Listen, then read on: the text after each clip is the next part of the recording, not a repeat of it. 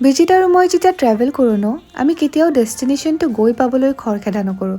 তাৰ সলনি আমি জাৰ্ণিটো ৰাস্তাটো কেনেকৈ ধুনীয়াকৈ এনজয় কৰি ভিউ চাই যাব পাৰোঁ সেইটো ভাবোঁ। আৰু ইমান ধুনীয়া এটা ভিউ যদি আমি ৰখি এনজয় নকৰোঁ, আমাৰেই লছ নহয় জানো? যিহেতু এতিয়া বাৰিষাৰ বতৰ, এই ৰাস্তাটো ইমান ধুনীয়া হৈ আছে ন, এনেকৈ ঝৰ্ণা বৈ আছে, তাতেই ৰখি অলপ ফটোজ ভিডিঅ'জ তুলিলোঁ।